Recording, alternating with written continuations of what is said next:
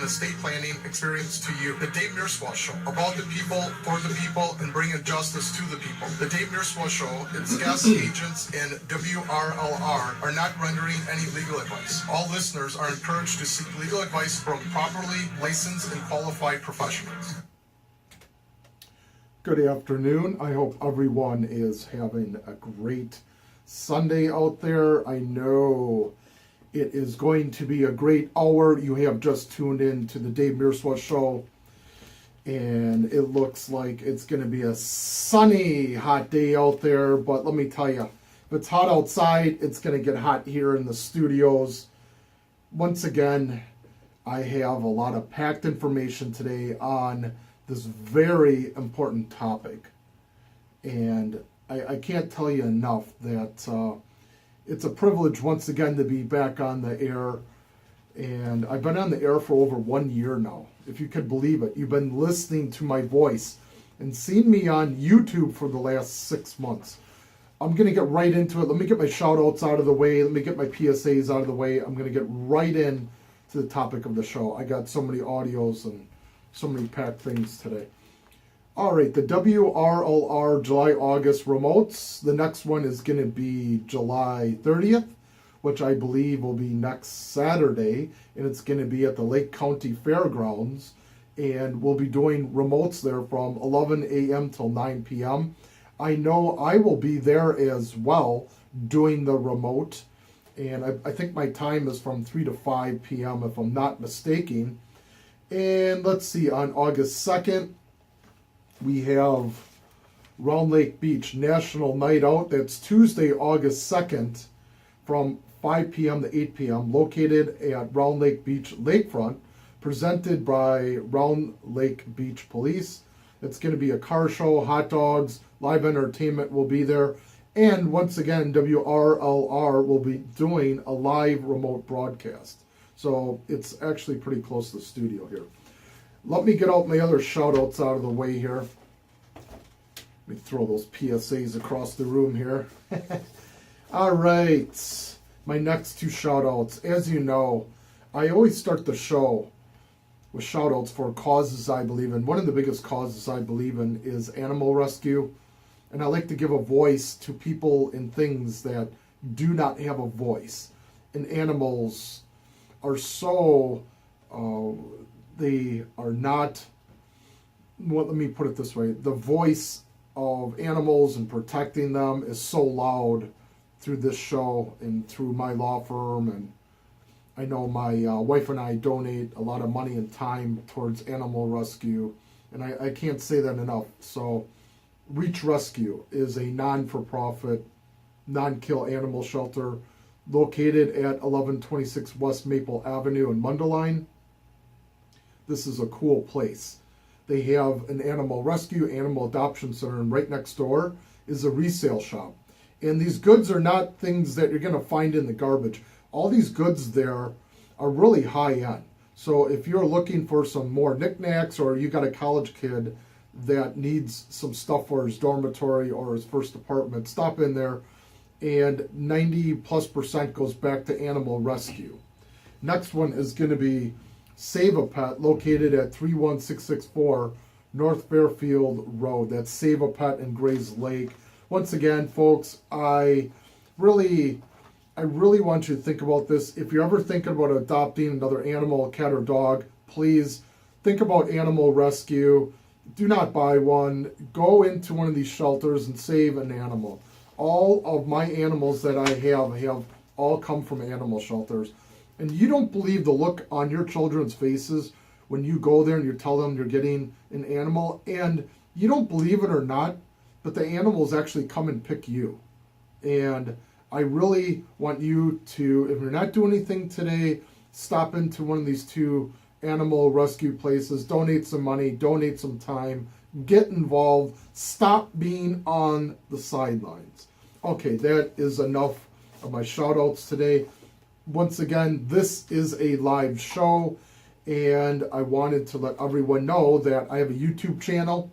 My show always gets uploaded within 24 hours to YouTube. Just search for Dave Mierswa, Mierswa, Mierswa. All my videos are there. As well as you go to Facebook, WRLR-FM.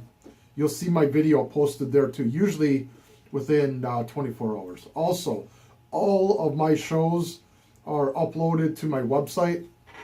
I have a year worth of shows there, a lot of great topics.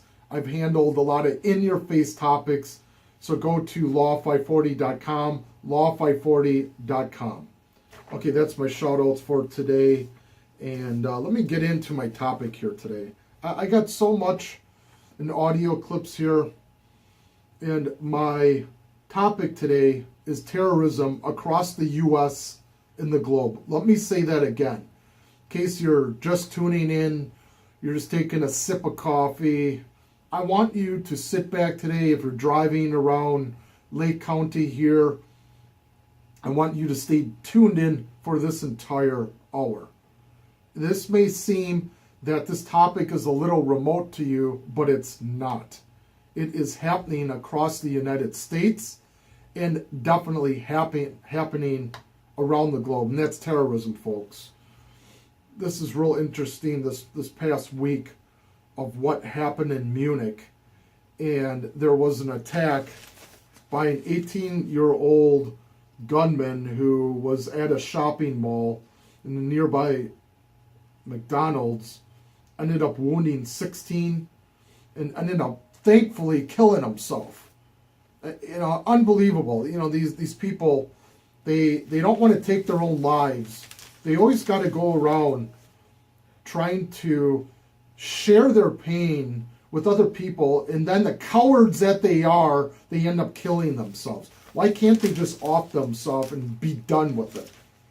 And you're going to hear, last week there was a power outage. I was going to cover the RNC and all the highlights, but I think everyone had enough of the coverage last week, so I won't be covering that.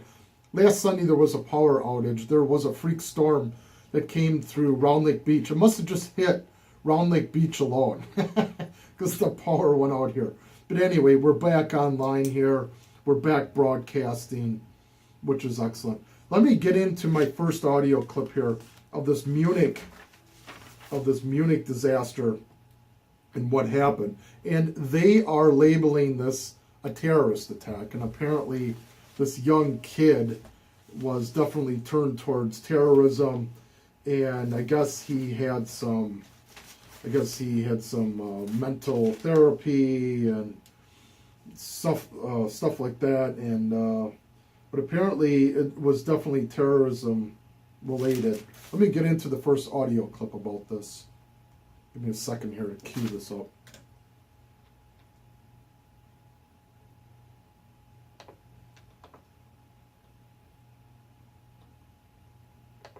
Thank you. Now, some more on that really troubling news from Germany, from the Bavarian capital, Munich. The German media is now reporting, I'm quoting here, multiple deaths at a shooting in a Munich shopping centre. So there have been, according to the German media, and they're tracing it to police sources, multiple deaths at a shooting in a Munich shopping centre. Our correspondent Andy Moore is with me. Andy, what more have you got? A colleague of mine has spoken to the German police, and a spokesman for them said it was a very chaotic, ongoing situation. That spokesman talked about shots being fired at this shopping centre, the Olympia, or OEZ shopping centre in the heart of Munich. We're seeing some, just as you're talking, Andy, just to explain to our viewers, we're seeing some live pictures which look as if they've been shot on a smartphone or something, but anyway, they're coming to us via Periscope. We'll watch those pictures. These are unverified pictures, I should say. Andy, sorry, go ahead. As you can see from that, this is an ongoing incident. There are other images that appear to show at least one casualty on the ground covered in a blanket, so that would seem to verify these reports that there have been some casualties. According to the German media, multiple deaths. Obviously, this is a busy part of Munich at a busy time of day. Police are unaware of the source of the shooting. They don't know if it was one person or more than that. We don't know at the moment whether the shooter or shooters has been found or not. So a fluid situation, these initial reports coming in, but certainly an ongoing operation there in the heart of Munich. So if you're just joining us, let me just recap what we've got. It's fairly slim so far, but the German media are reporting multiple deaths at a shooting in a Munich shopping centre. I'm told it's called the Olympia Shopping Mall in the northwest of the city. Okay, so that was a shortened version audio clip from the BBC about the Munich attack, which is just another example of the terrorism that is affecting all of our daily lives. I know we all go to work and our kids go to school and so forth, but there are certain things that you got to be aware of. You have got to wake up. You have got to be prepared. You have got to be awake, and you have to be alert.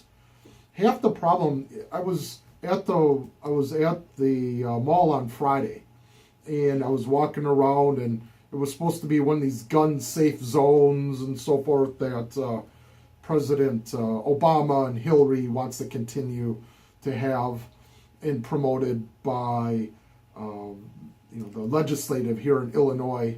These safe zones at the mall, and I was walking with my wife, and it was too hot to walk outside, and these people are just walking around like zombies. And, I don't blame them, but they're just walking around. They're kids, and they're carefree, and, God forbid if something would happen at a local mall. And 90% of any battle is being aware of what's going on and having intelligence. And reacting is only 5 to 10% of that.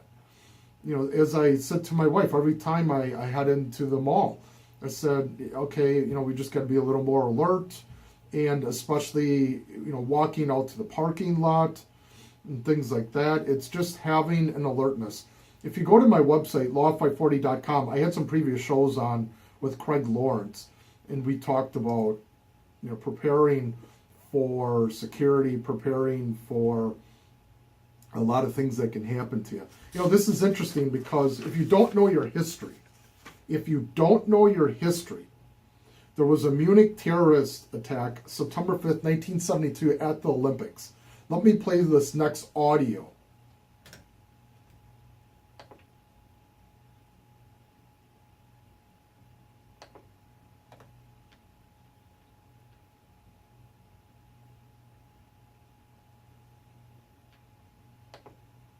September 5th, 1972. The world was shocked when 11 Israeli athletes were murdered by Arab terrorists at the Munich Olympics. A radical group called Black September had infiltrated the area where 10,000 athletes were staying. At 5 a.m., the terrorists broke into the Israeli dorm. A coach managed to sound an alarm, allowing 18 team members to escape. But 2 athletes were shot and 9 were taken hostage. By 9 in the morning, the Olympic Village was surrounded by hundreds of police officers and 24 sharpshooters. At noon, the extremist group announced their demands: the release of 100 Palestinians from Israeli jails and their own safe passage out of West Germany. Negotiations ensued, but Israel would not meet the terrorist demands. The terrorists and their hostages were flown by helicopter to a West German airbase, where a plane was waiting. At the airport, German sharpshooters opened fire. The terrorists fired back, and all 9 Israeli hostages were killed, along with 4 of the 7 terrorists and a German police officer. 4 of the victims burned to death when a terrorist threw a grenade and set fire to their helicopter. The games were suspended for a time, but then continued after a memorial service for the victims. The German police received heavy criticism for the lack of security. We showed the Israelis this flat, and they agreed to it in a lot of visits. But maybe neither they nor we took into consideration this event which arrived, which came from outside the Olympic Village. Okay, so interesting, on September 5th, 1972, taking you a ways back, the PLO, the Palestinian Authority, was they had a armed group terrorist that took over Jewish athletes at the Munich Games and that was in 1972. And in fact, there was a movie that was made called Munich that kind of choreographed what happened, at least from certain points of view. And anyway, the terrorists were either shot dead or were blown up, which is, people, you think that terrorism is a most recent phenomena with the suicide bombings and so forth. It hasn't. It has been a tactic that has been employed since civilization has began. But there's a lot of stuff that you can't do about it. I understand that. And I understand that it can get a little overwhelming, but you have to really have a mindset. And it's not just terrorism itself. There are different forms of terrorism. Right now, Chicago is under siege from all of these shootings going on. It was just the other day. There were 30 shootings in one day. 30 shootings in one day in Chicago. Unbelievable. And, I'm not here to play the racial game, to blame, a white cop, black person, or, to downgrade BLM, Black Lives Movement Matter. I'm not here to talk about that here today. What I am talking about is your awareness and your ability to do something about it on a personal level and not be a victim if it would happen around you and your family or your kids. Let's hear what President Obama has to say about the Munich terrorist attack. Now, I have not heard this video. It's a 1 minute video here, actually 1 minute audio. I have not heard it yet, but let me guess. Let me guess exactly what he's going to talk about. He's going to say, our hearts are extended to the victims in Munich, and they get our full support. That seems to be the knee-jerk reaction from our president. Now, if it's in the United States here, and if it's at a naval yard, he doesn't call it terrorism. He calls it workplace violence. And then immediately after the San Bernardino shooting, he called it domestic violence. He called it workplace violence.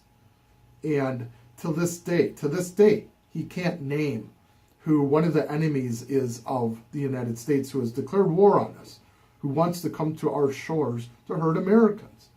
But anyway, let me play the next audio clip, and let me see if I got my prediction right, exactly what he said.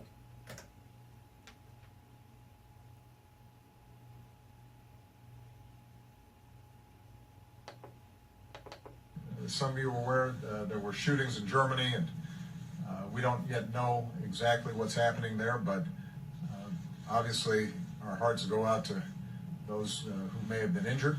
It's still an active situation, and Germany is one of our closest allies, so we are going to pledge all the support that they may need in dealing with these circumstances.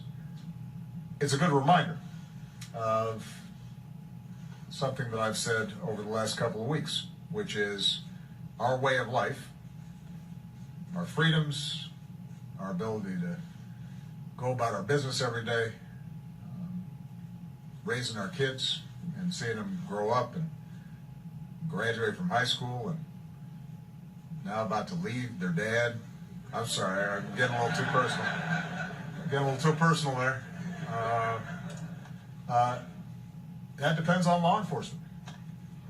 It depends on the men and women in uniform every single day who are under some of the most adverse circumstances imaginable at times, making sure to keep us safe. Did you hear that? Did you hear exactly what he said? I'm going to replay that. I want you to get crystal clear where our president, what he thinks and how he deals with terrorism, and Hillary Clinton. I'm going to be playing an audio clip on her and what she's going to do to make American shores safe. But let me play that last part again. I want you to hear that.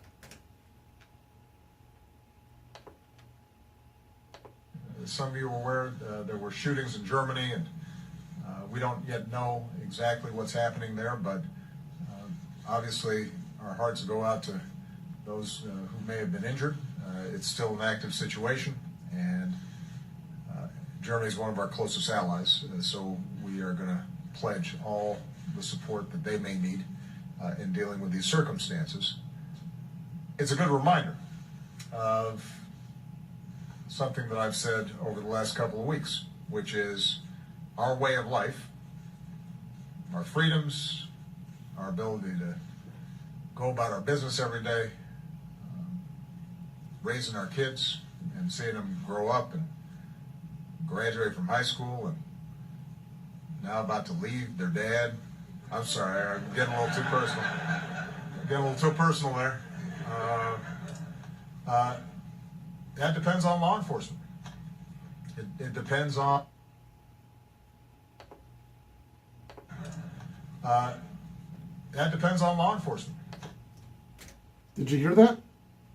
This is one of my biggest issues with our president, is that he thinks terrorism is going to be solved, that it's a law enforcement issue. He thinks that it is a law enforcement issue.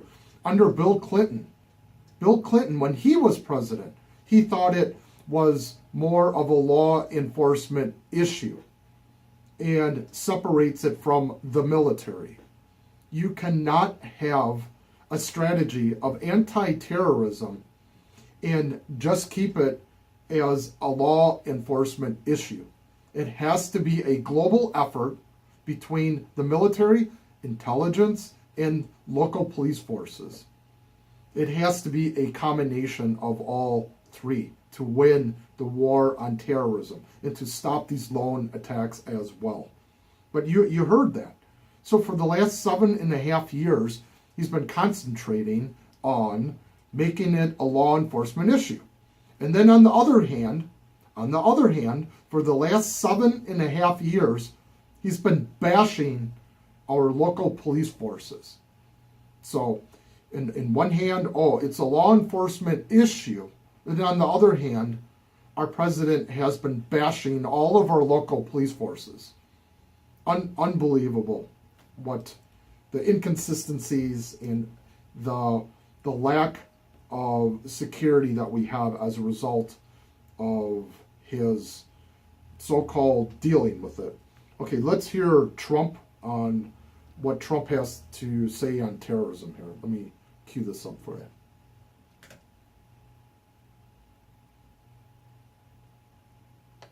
We're going to talk about Donald Trump now. He is set to talk terror this afternoon in what's being described as a big speech in New Hampshire. Trump says that he will also lay out why he thinks Hillary Clinton is unfit to be president. This morning on Fox and Friends, he connected the former Secretary of State with the president for their refusal to call the Orlando attack radical Islamic terror. You need something so much different than her. She's just following his exact line. She won't utter the words either radical Islam. She won't even utter the words. He won't utter the words. Unless you know the words and unless you know what's going on, you're never going to solve the problem. John Roberts is live for us in New Hampshire, where Trump will speak. Okay, so that was a real short version from Fox News, probably about a month or so ago, on Trump and terrorism. And if you are interested to hear what Hillary is going to have to say on terrorism, this next week is going to be the DNC National Convention. And next Sunday, I will be playing highlights from that. So again, my topic next Sunday will be highlights from the DNC. So make sure you tune in next Sunday, 12 noon. Let's hear a previous audio clip from Hillary and what she has to say on terrorism. Yes, efforts to defeat ISIS on the battlefield must succeed, but it will take more than that.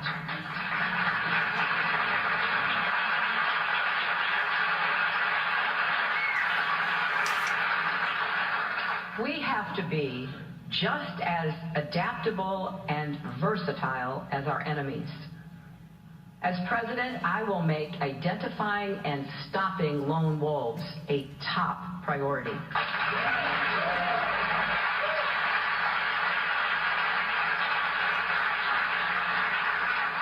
I I will put a team together from across our government, the entire government, as well as the private sector and communities, to get on top of this urgent challenge. And I will make sure our law enforcement and intelligence professionals have all the resources they need to get the job done. As we do this, there are 3 areas that demand attention. First, we and our allies must work hand in hand to dismantle the networks that move money and propaganda and arms and fighters around the world.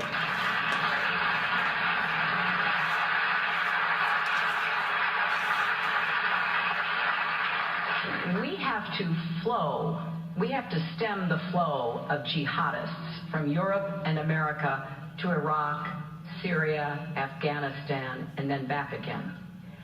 The only way to do this is by working closely with our partners, strengthening our alliances, not weakening them or walking away from them.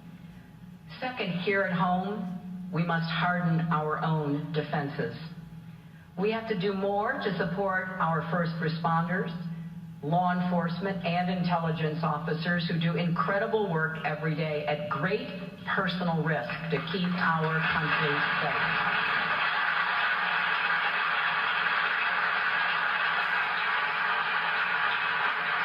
I have seen firsthand how hard their job is. Okay, so that was Hillary Clinton saying that it has to be more of a global effort. There has to be a stopping of the terrorists coming out of the terrorist countries going into Western European countries. Isn't that interesting? I find that completely interesting where she says you have to stem the flow of the terrorists coming out of the terrorist countries into Western Europe. And yet Hillary, who is going to be a third term of the Obama administration, wants to bring in unvetted, let me say that 3 times so you hear this, and maybe I'll hear it as well, unvetted Syrian refugees and other refugees from these hotspots, these terrorist hotspots, to bring them here to the United States. You see, this is what drives me crazy. This is what drives me crazy with these politicians. And their inconsistencies and are putting our lives at risk. Putting our lives at risk. And you heard it. You just heard the audio clip. This was an audio clip from about 2 or 3 weeks ago. So we'll see what she has to say at the DNC about terrorism. But here's another thing. She talks about having first responders and making sure that they're properly equipped and so forth. First responders. Let's define who the first responders are. A lot of people think first responders are the fire department. Okay, I would agree with that statement that first responders are the fire department and EMTs. Definitely.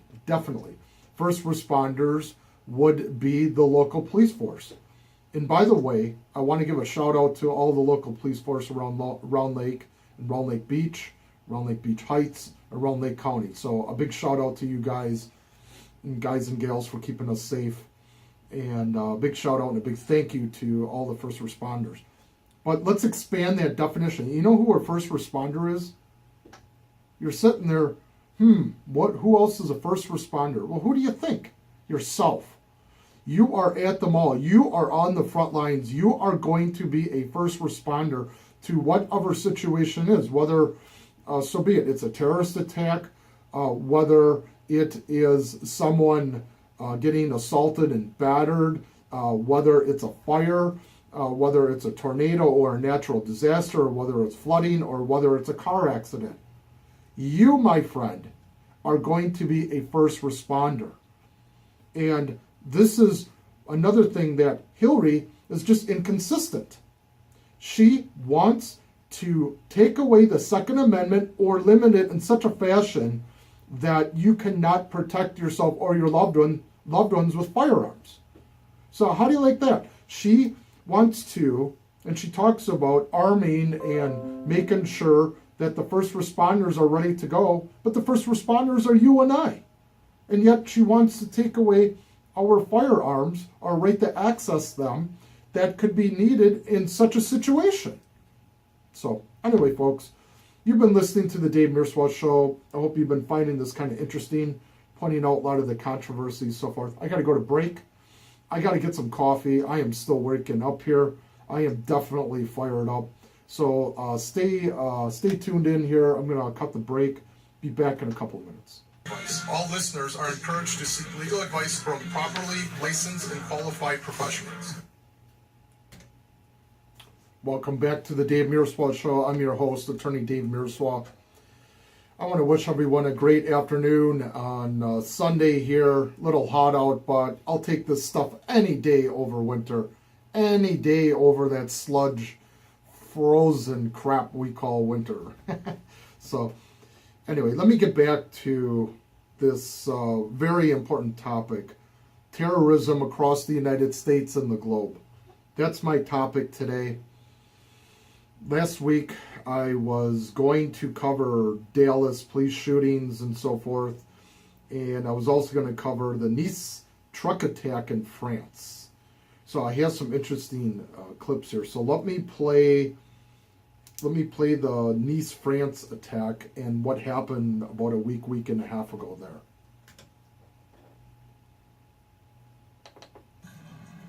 It's the eerie calm of a picturesque coastal drive cordoned off at the height of tourism.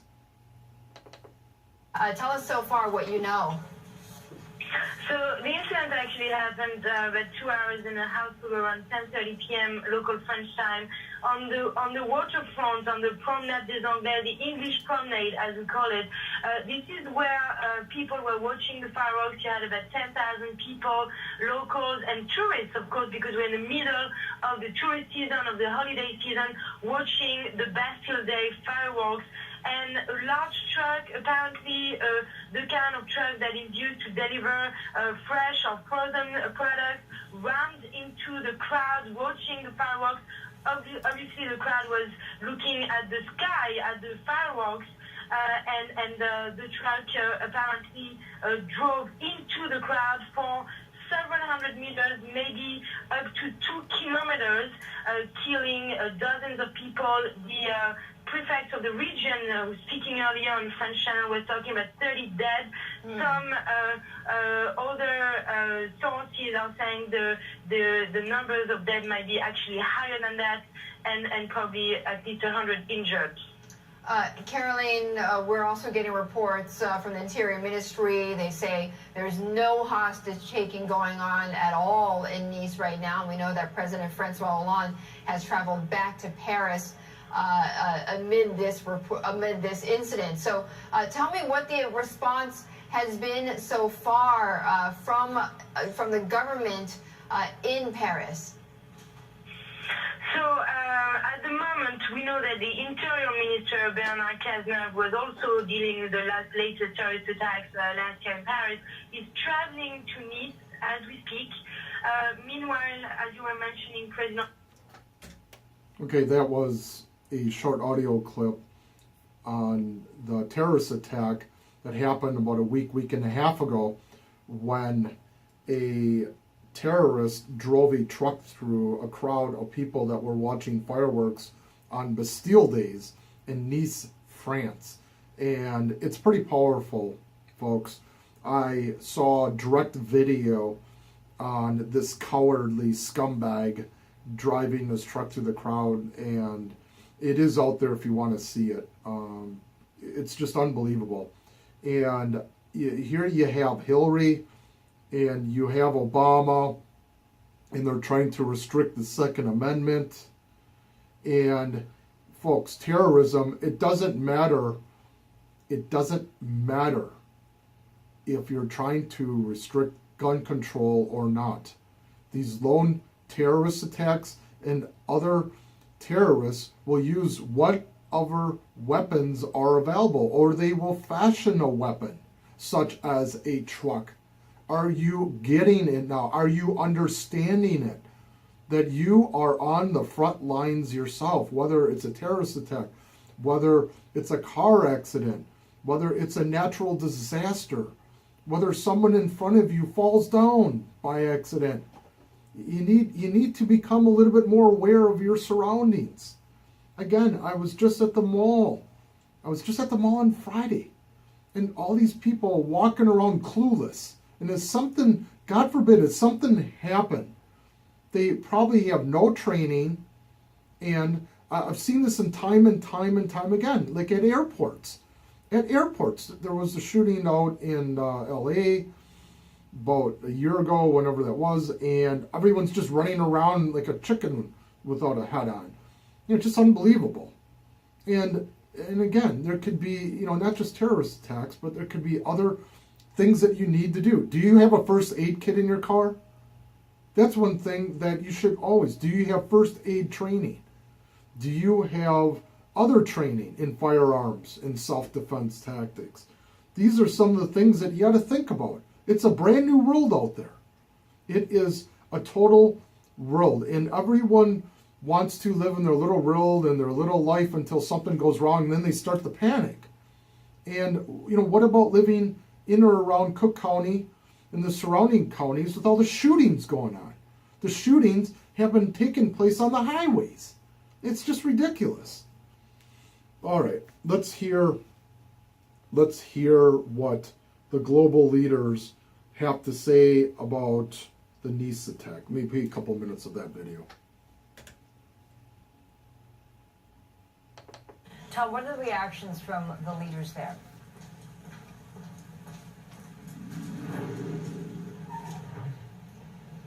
Yeah, Angie, the German delegation telling us that terrorism now has moved to the top of the agenda here in light of what's happened in Nice in France. And early this morning, amongst the 50 or so heads of state and ministers, we did hear reaction and comments. We heard from the President of the European Council, Donald Tusk. We also heard from the Belgian Foreign Minister, Reinders. So take a listen to what they had to say.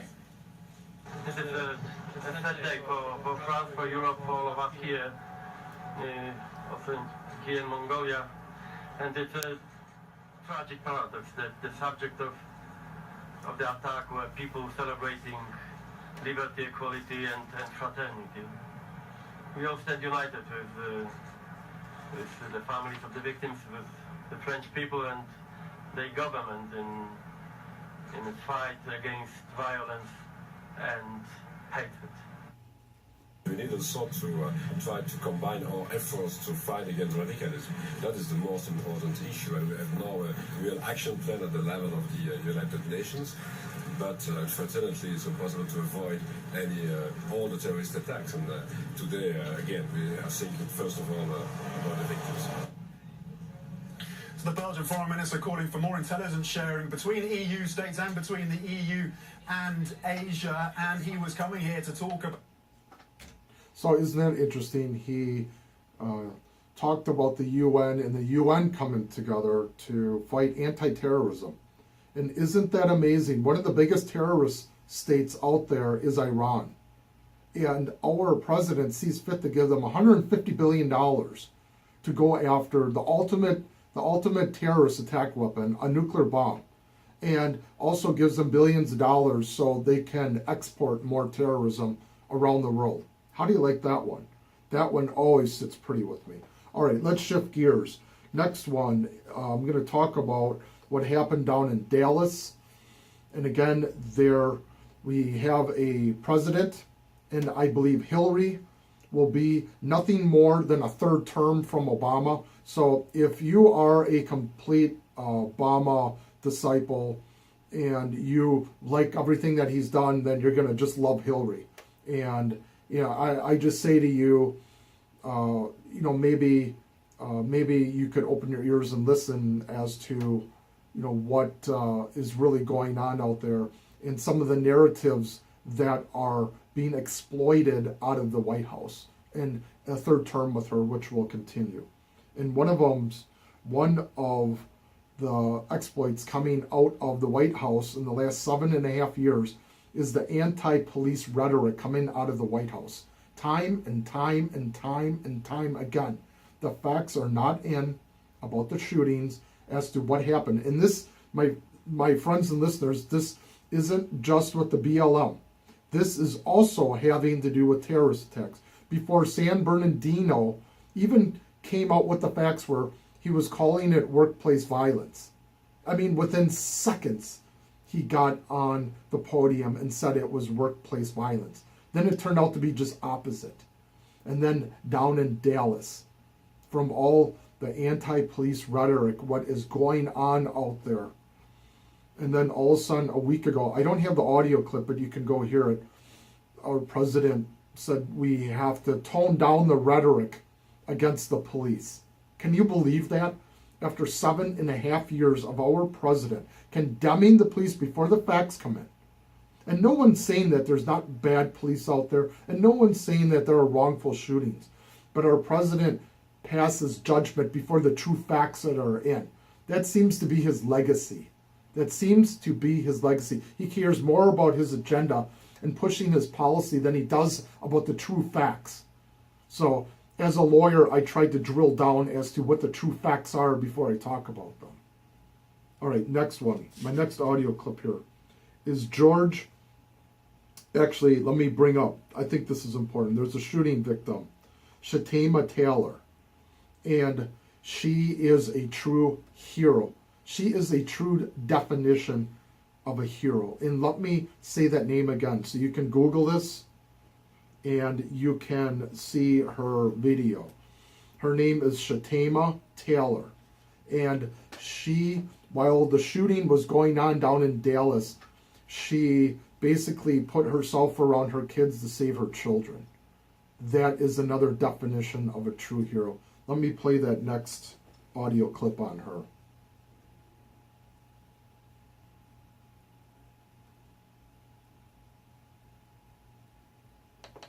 I want to show them that we can be unified, you know, that there could be a peaceful march. And we were there, and it was really nice. It was very peaceful. It was very informative.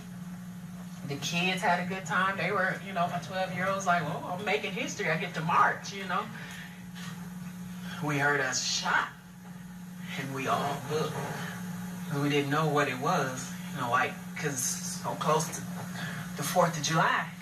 And we all kind of looked, and it was a pause, and there was a second shot.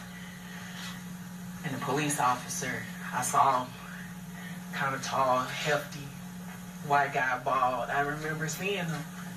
And that second shot, he kind of, as he was going down, he said he has a gun. Run. I'm sorry. I felt the bullet. I don't know if it bounced off the ground or what, but I felt it when it hit me in the back of my leg. And my son, Andrew, had turned around to grab me. Because he didn't, I guess he turned around to see where I was, and he went to grab me, but I had already been shot, so I grabbed, tackled him. Police officers had started coming up the block. And one of them, I heard him when he said, is anybody hit? My son said no, because he didn't know I was shot. And I was saying yes, but I wasn't saying it loud enough so my son could hear me, because I didn't want him to hear me. And the officer said it again kind of loud, and I said, yes, sir, I'm hitting my leg. And the other officer jumped on top of me and covered me and my son. And there was another one at our feet, and there was another one where I head. And there was several of them lined against the wall over there, and they stayed there with us. And I saw another officer. Saw another officer get shot right there in front of me again. That was two.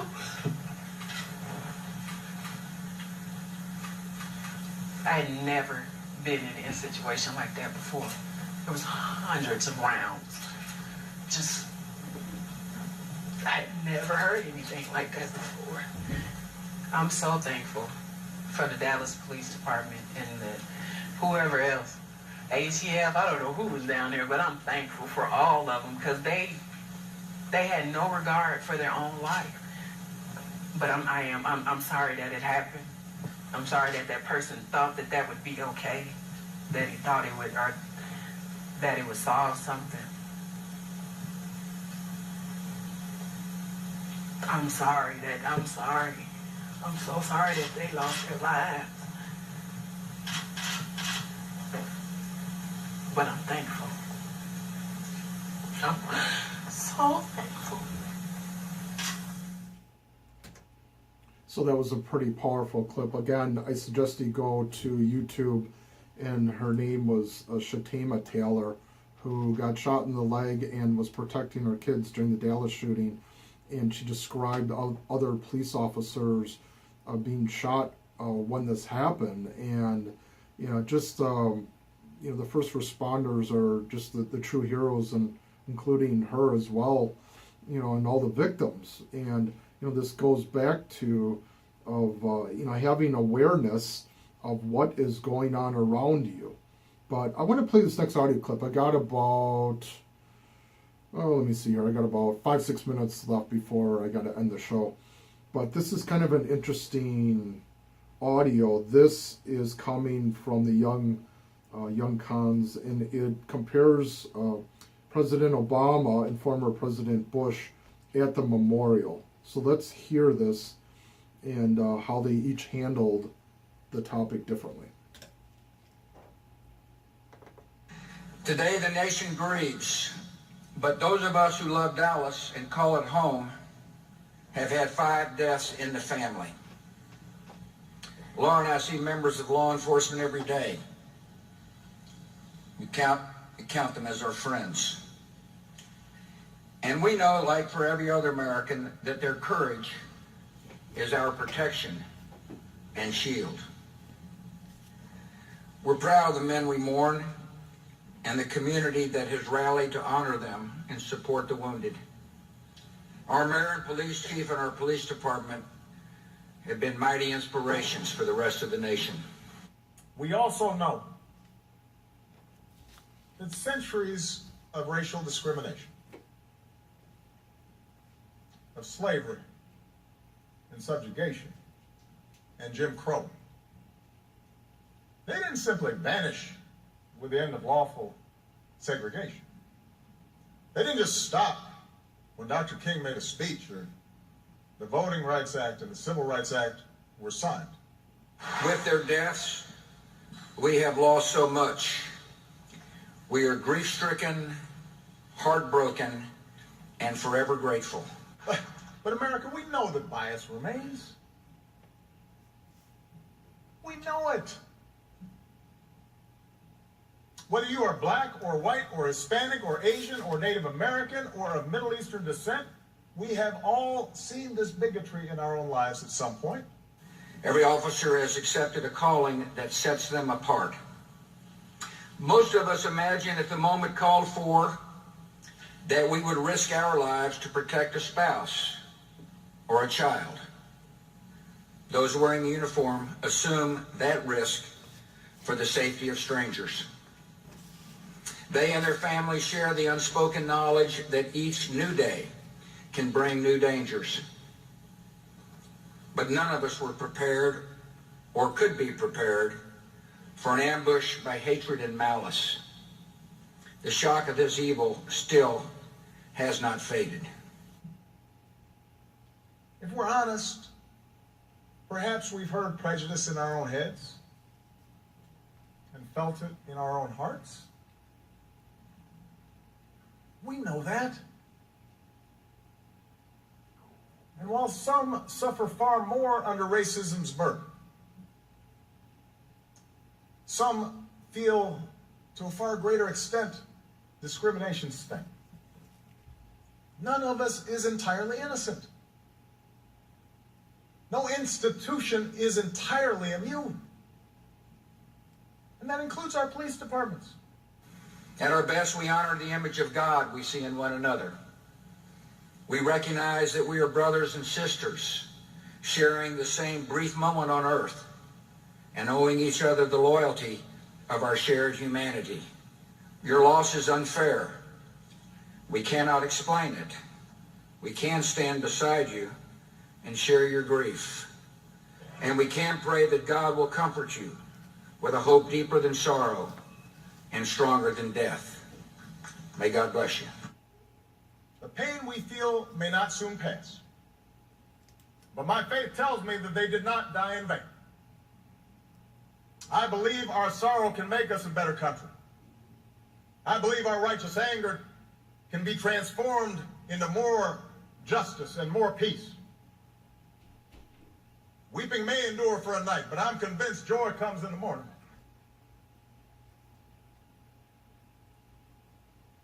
So that was the comparison between George W. and President Obama at the Dallas memorial funeral for the officers that were shot down there. You know, it's kind of amazing how different contrasts and the different points of view. I'm not saying if they're right or wrong. I think there's a certain time and place to talk politics. And I think clearly one president was talking more politics than the other. And that memorial was supposed to be for the fallen officers. And, you know, he injected politics in it. I'll leave that for you to decide, folks. Your friends and listeners out there, this is a tough topic to talk about. But again, I want to reiterate that you got to come back to your awareness as to, you know, what's going on around you and your families. And, you know, I hope that you step it up. There are some things that you can do personally. You know, one would be taking an EMT course, and you can also get into some other survival type situations like car disasters and so forth. And folks, the people in the front lines are not just going to be the police officers and the EMTs and the fire department out there. It's going to be you and I. So do what you can to be prepared on that. I hope I opened your light, your way of thinking a little bit and thinking out of the box. And that's what the show is about. I try very hard to bring you these topics. So, folks, it's the end of my hour. I got to go. Next week, I'm going to be back. I will have highlights from the DNC and their convention this week. So it will be very interesting. Folks, take care. I will talk to you next week, 12 noon.